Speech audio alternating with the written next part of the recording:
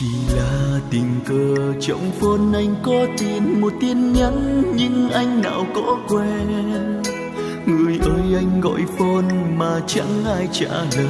Tại sao em tin vào lời anh thề trọn đời chỉ yêu có mỗi em, và suốt kiếp không bao giờ đổi thay. Mà em trách lầm anh, người nói anh phụ tình, thì anh ơi ta đành phải chia tay.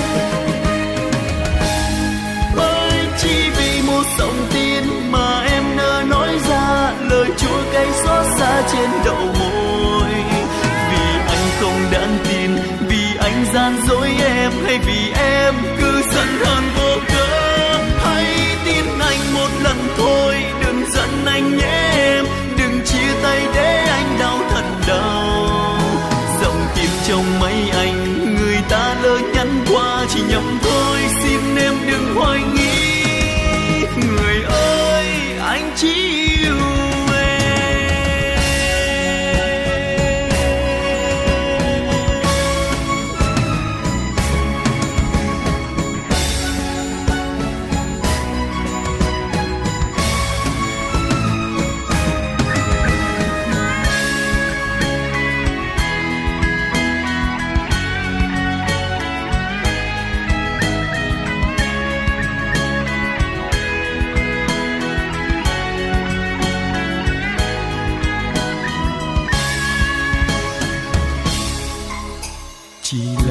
tình cờ trong phone anh có tin một tin nhắn, nhưng anh nào có quen.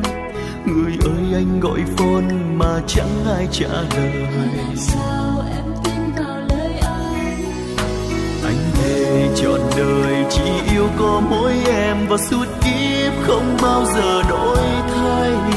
Mà em trách lầm anh, người nói anh phụ tình, thì anh ơi ta đành phải chia tay. Dòng tin mà em nỡ nói ra lời chua cay xót xa trên đầu môi.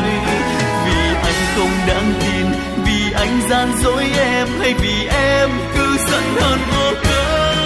Hãy tin anh một lần thôi, đừng giận anh nhé em, đừng chia tay để anh đau thật đau. Dòng tin trong máy anh, người ta lỡ nhắn qua chỉ nhầm thôi, xin em đừng hoài nghi. Người ơi anh chỉ yêu em, bởi chỉ vì một dòng tin mà em nỡ nói ra lời chua cái xót xa trên đầu môi. Vì anh không đáng tin, vì anh gian dối em, hay vì em cứ giận hờn vô cớ. Hãy tin em một lần thôi, đừng giận em nhé anh, đừng chia tay để em đau thật đau.